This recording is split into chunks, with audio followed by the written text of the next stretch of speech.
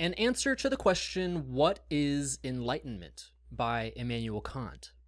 Prussia, on September 30th, 1784. Enlightenment is man's emergence from his self-imposed immaturity. Immaturity is the inability to use one's own understanding without another's guidance. This immaturity is self-imposed if its cause lies not in lack of understanding, but in indecision and lack of courage to use one's own mind without another's guidance. Dare to know, sapere aude, from the Latin. Have courage to use your own understanding, is therefore the motto of the Enlightenment. Laziness and cowardice are the reasons why such a large part of mankind gladly remain immature all their lives, long after nature has freed them from external guidance. They are the reasons why it is so easy for others to set themselves up as guardians. It is so comfortable to be immature. If I have a book that thinks for me, a pastor who acts as my conscience, and a physician who prescribes my diet, and so on, then I have no need to exert myself. I have no need to think, if only I can pay. Others will take care of that disagreeable business for me. Those guardians who have kindly taken supervision upon themselves see to it that the overwhelming majority of mankind, among them the entire fair sex, should consider the step to maturity not only as hard but as extremely dangerous. First, these guardians make their domestic cattle stupid and carefully prevent the docile creatures from taking a single step without the leading strings to which they have fastened them. Then they show them the danger that would threaten them should they try to walk unaided. Now, this danger is not very great. After stumbling a few times, they would at last learn to walk. However, examples of such failures intimidate and generally discourage all further attempts. Thus, it is very difficult for the individual to work himself out of the immaturity which has become almost second nature to him. He has even grown to like it, and is at first really incapable of using his own understanding because he has never been permitted to try it. Dogmas and formulas, these mechanical tools designed for reasonable use, or rather abuse, of his natural gifts, are the fetters of an everlasting immaturity.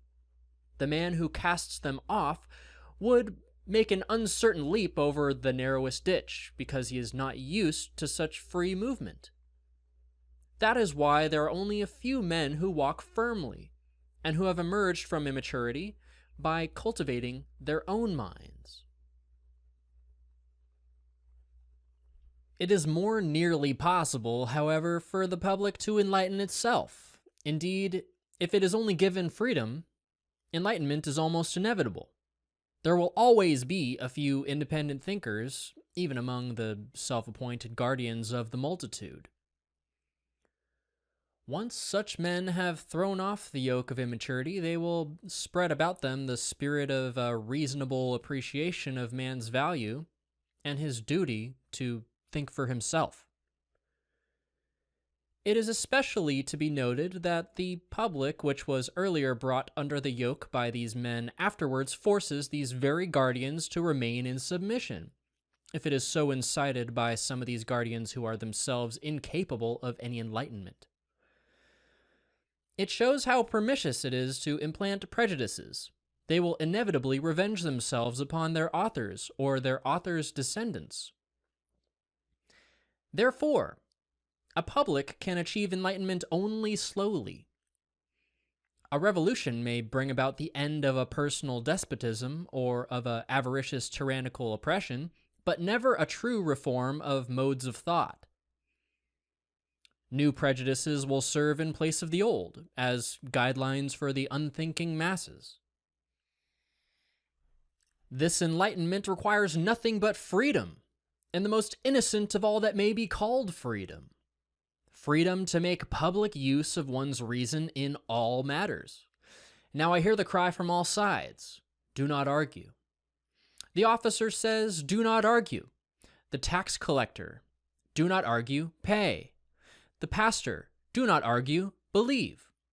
Only one ruler in the world says, argue as much as you please, but obey. We find restrictions on freedom everywhere. But which restriction is harmful to enlightenment? Which restriction is innocent?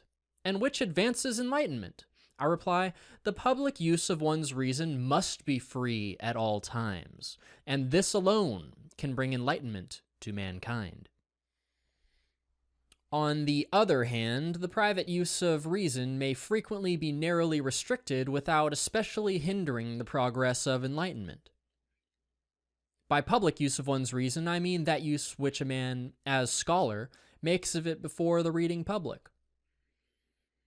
I call private use that use which a man makes of his reason in a civic post that has been entrusted to him. In some affairs affecting the interest of the community, a certain governmental mechanism is necessary in which some members of the community remain passive. This creates an artificial unanimity which will serve the fulfillment of public objectives, or at least keep those objectives from being destroyed. Here, arguing is not permitted. One must obey. Insofar as a part of this machine considers himself at the same time a member of a universal community, a world society of citizens, let us say that he thinks of himself as a scholar rationally addressing his public through his writings. He may indeed argue, and the affairs with which he is associated in part as a passive member will not suffer.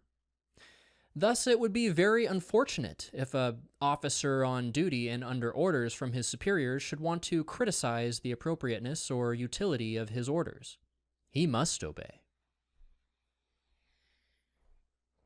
But as a scholar, he could not rightfully be prevented from taking notice of the mistakes in the military service and from submitting his views to the public for its judgment.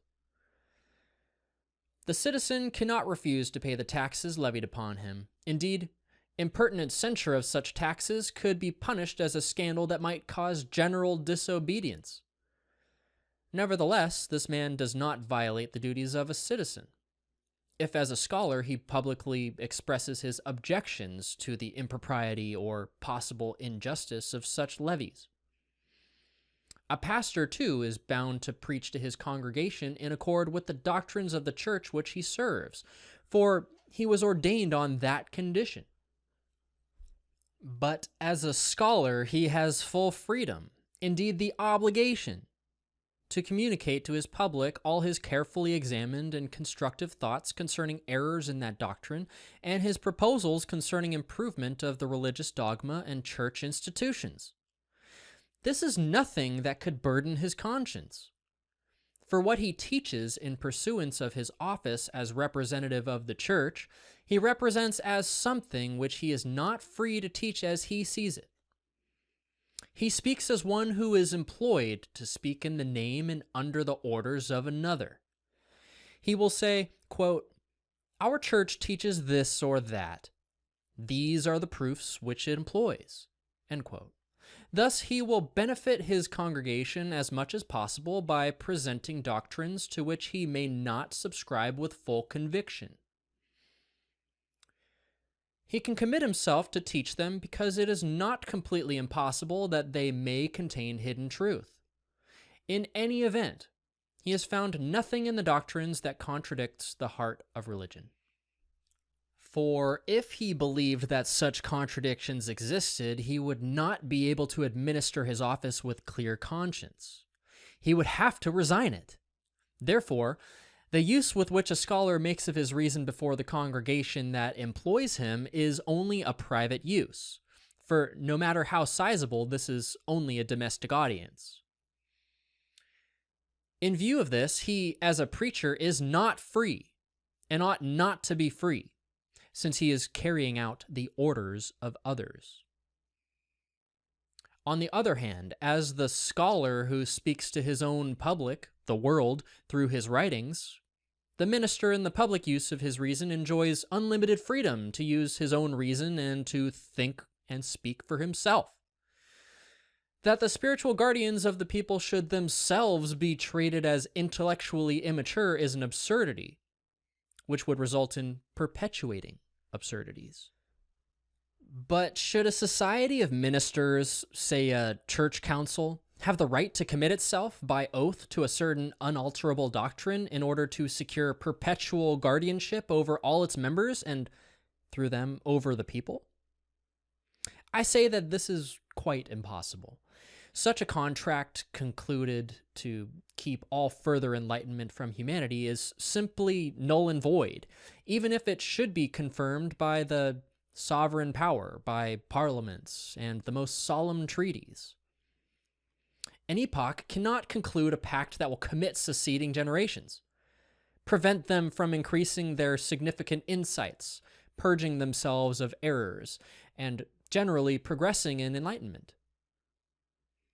That would be a crime against human nature, whose proper destiny lies precisely in such progress. Therefore, succeeding generations are fully entitled to repudiate such decisions as unauthorized and outrageous. The touchstone of all those decisions that may be made into law for those people lies in this question: could a people impose such a law upon itself?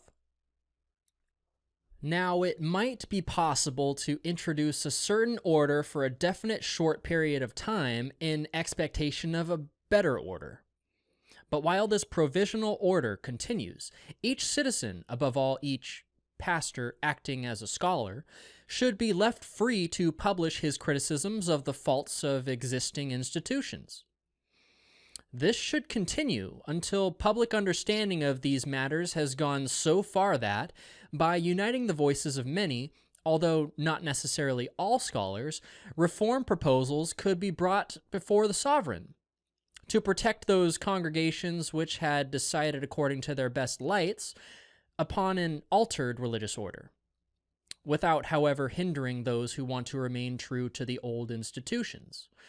But to agree to a perpetual religious constitution, which is not publicly questioned by anyone, would be, as it were, to annihilate a period of time in the progress of man's improvement. This must be absolutely forbidden. A man may postpone his enlightenment, but only for a limited period of time, and to give up enlightenment altogether, either for oneself or one's descendants, is to violate and to trample upon the sacred rights of man. What a people may not decide for itself may even less be decided for it by a monarch, for his reputation as a ruler consists precisely in the way in which he unites the will of the whole people within his own.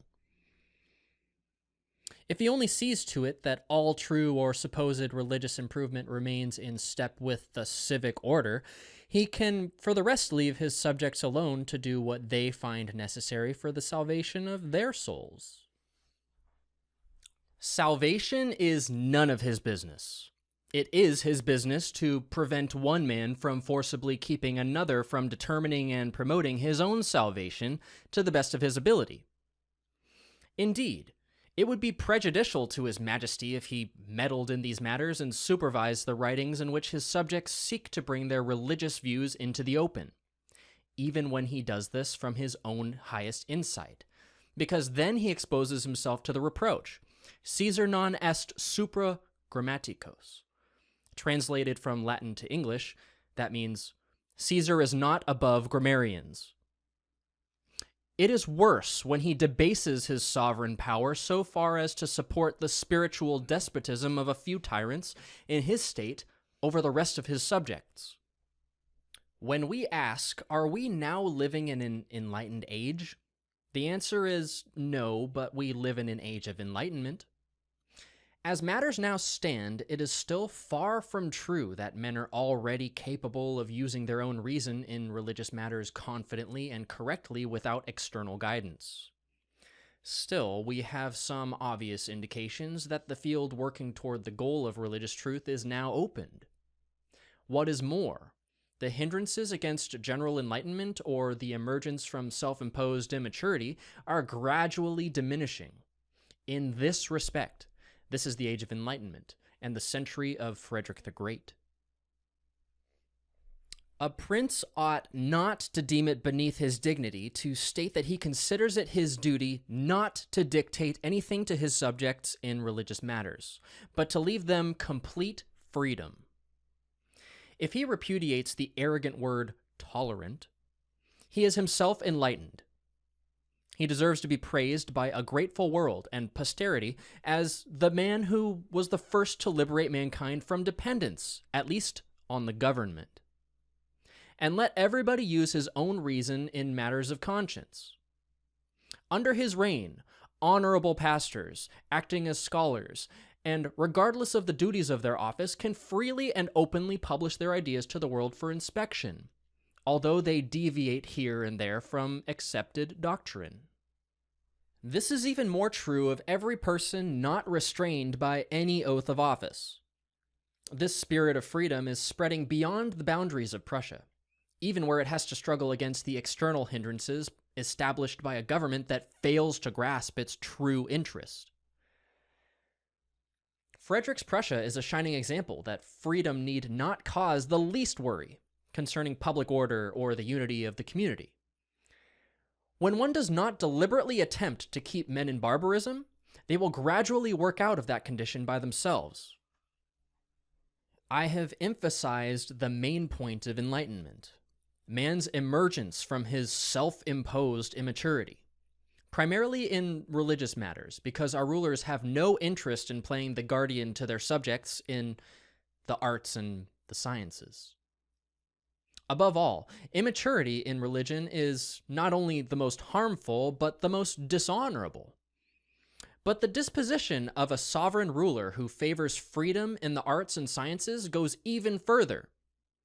He knows that there is no danger in permitting his subjects to make public use of their reason and to publish their ideas concerning a better constitution, as well as candid criticism of existing basic laws.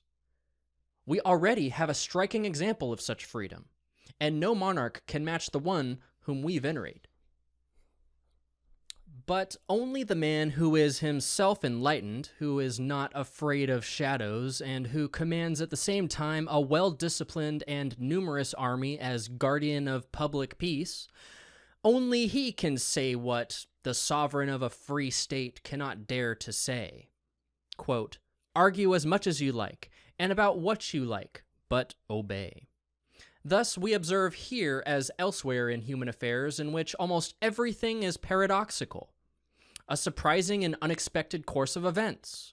A large degree of civic freedom appears to be of advantage to the intellectual freedom of the people, yet at the same time it establishes insurmountable barriers.